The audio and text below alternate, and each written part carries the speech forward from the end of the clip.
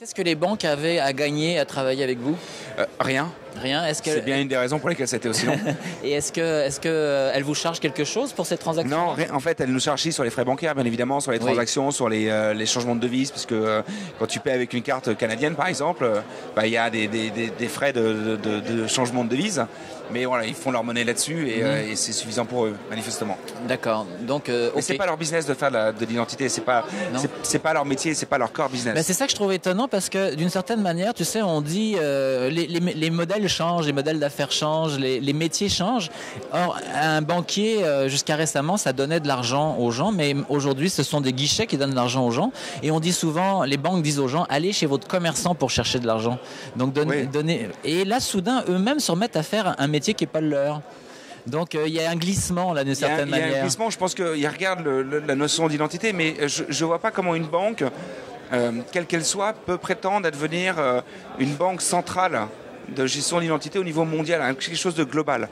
Et je pense que la seule place qui est, c'est celle d'une entreprise indépendante. C'est pas le rôle d'un gouvernement. On voit les dérapages qu'il y a, par exemple aux États-Unis, entre sur ce que fait un gouvernement. Par exemple, tu n'as pas payé tes taxes, tu vas perdre ton permis de conduire. C'est deux choses qui n'ont rien à voir. Que tu fasses une infraction au code de la route, que tu perdes ton permis de conduire, c'est logique. Mais si tu perds ton permis de conduire parce que tu n'as pas payé tes taxes, il y a une vraie problématique. Donc le risque est que, par exemple, je ne paie pas mes taxes, je perds mon identité numérique et tout ce que ça implique, tous mes accès sécurisés et ainsi de suite. Donc voilà, c'est pour ça qu'on pense que le gouvernement n'a pas de rôle à jouer dessus, même s'ils y travaillent, même s'ils y réfléchissent, parce qu'on a des nouveaux systèmes de cartes d'identité qui arrivent, qui s'appellent les e-ID cards, les Electronic ID cards, qui sont des cartes d'identité qui ont la taille d'une carte bancaire avec une puce et un code PIN qui permet d'avoir accès au e-gouvernement. Il y a 40 pays qui l'ont implémenté. Mais là encore, il n'y a aucun pays qui est capable de mettre un standard commun. C'est-à-dire que chaque carte d'identité numérique est différente, avec ses propres standards, avec ses propres informations à l'intérieur. Voilà, encore on rentre dans des aberrations quelque part. Absolument, la tour de Babel est toujours là. Ça. Moi, il y a quelque chose qui m'a marqué depuis très longtemps.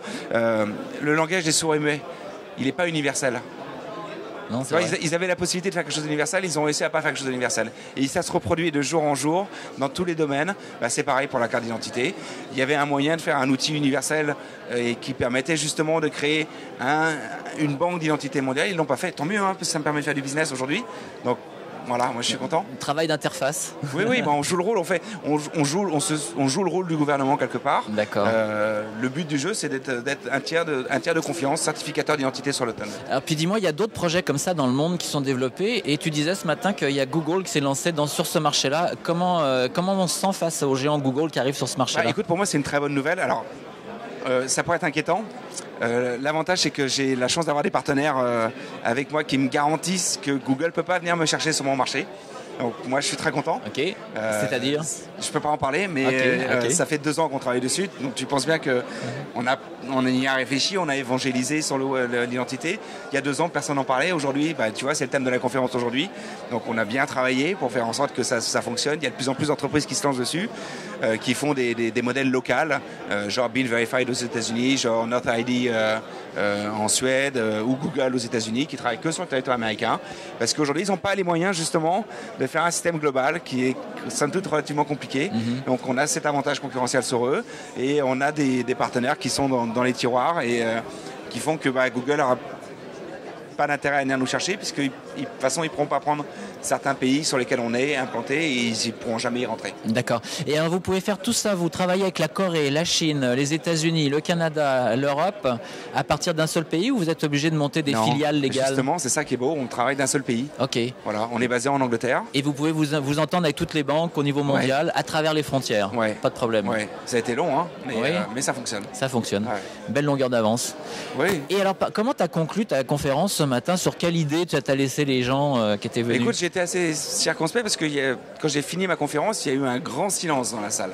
J'avais proposé de me poser les questions et peut-être que je les ai un peu secoués par rapport à la notion d'identité, par rapport au risque qu'il y avait sur la gestion de la réputation, sur l'implication de l'identité dans une grande entreprise, puisque je leur ai parlé entre autres de cette histoire de Steve Jobs, de cette fausse annonce de Steve Jobs ayant eu une crise cardiaque qui a impliqué une baisse de 15% quand même du cours en bourse.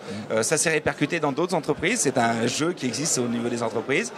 Donc effectivement, quand tu prends la parole au niveau professionnel, il vaut mieux être capable de prouver que je suis bien le directeur commercial commercial ou directeur marketing ou communication de l'entreprise qui prend la parole et que c'est bien moi qui parle, puisque j'implique derrière des process économiques, j'applique des cours de bourse pour les grosses entreprises, une réputation, une image de marque.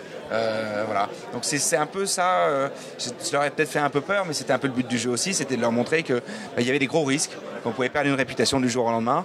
Il y a un bel exemple que j'aimais bien aux États-Unis, d'un système de cadenas, tu sais, qui est un cadenas avec une clé ronde, où un geek avait démontré qu'avec un bic et un morceau de rouleau de papier toilette, tu sais, le carton qui est à l'intérieur, tu pouvais faire une clé et ouvrir le cadenas en 2 minutes. Non, 2 minutes, même pas 2 minutes, ça prenait quelques secondes. Et l'entreprise avait démenti. Et donc le geek avait une vidéo dans laquelle il démontrait. Et donc la vidéo, elle a été vue, je sais plus, 15 ou 20 millions de fois sur YouTube. Et ce qui fait que l'entreprise, elle a presque fait faillite. Presque fait faillite. Elle était obligée de rappeler tous les cadenas, s'excuser publiquement. Enfin, voilà. Il faut faire attention aujourd'hui sur les outils comme le web, l'information. C'est sûr, il faut faire bien attention.